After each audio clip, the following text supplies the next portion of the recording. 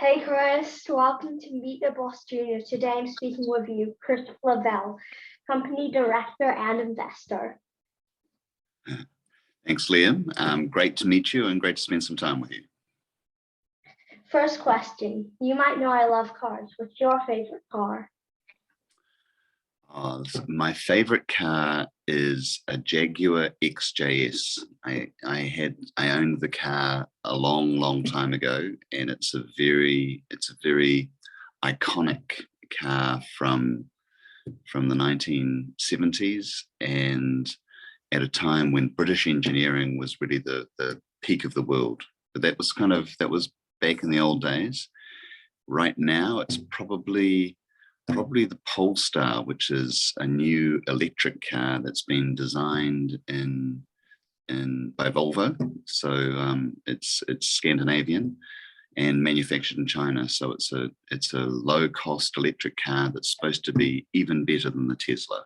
So electric cars are going to take over the world. My favorite car is the 1990s McLaren F1. Oh, that's a pretty special car. Yep. Back to when you were a kid, what did you want to do when you grew up?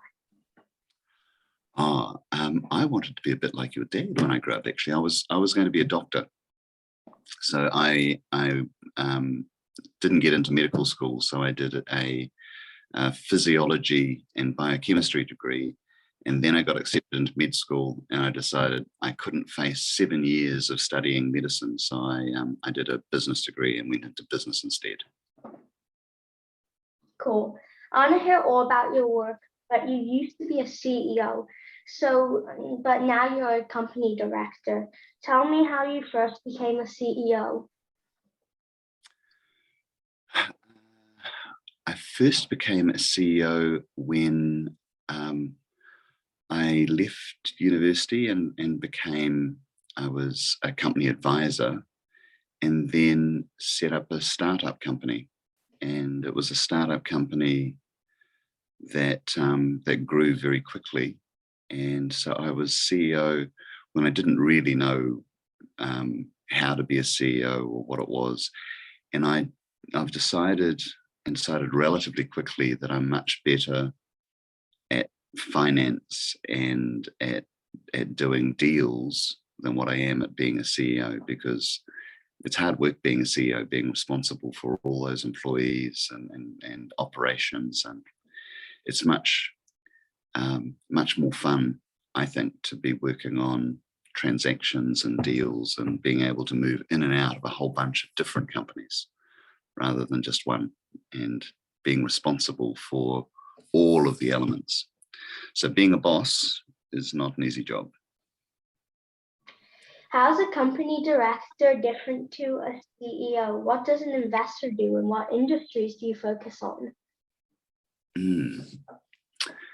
So a company director is somebody who sits typically on the board of a company. So and typically a CEO will report to a board. So there might be anywhere between 4 and 10 directors, depending on how big the company is. And the directors are really there to give advice to the CEO and to make sure that the company does the right things. So there's a word called governance. So it's same as a government for a country. It's kind of governance and sets the framework for how a company works. So you have input into your specialist areas that you provide input on. So you might have a lawyer, you might have an HR person for employee relations, you might have an accountant or a tax advisor and others, and essentially they provide input as to what the company's doing, how the CEO operates, and typically the board is responsible for hiring and firing a CEO. So they're responsible whenever there's a new replacement CEO, or if the CEO heads off direction and needs to be replaced. So it's a very interesting role, but it's one that so it's the interface between the shareholders who own the company and the CEO and the management team who run the company. And the investors, so when you're an investor, you invest and really put a board in place to help manage the company and determine where it's going and what it's doing and what it considers important. So the industries that I'm invested in or investing in is industries where there's a lot of change. So healthcare, a little bit like your dad. So I'm very interested in what's happening with software and changes in healthcare and virtual healthcare, and also in renewables in terms of what's happening with the change from fossil fuels to renewable fuels. So those are the two areas I focus on. Hardest thing about your job? The hardest thing really is just that there are so many opportunities in deciding what the best ones are. It's trying to hire and fire a CEO in terms of running an operation, trying to decide which investment to go into.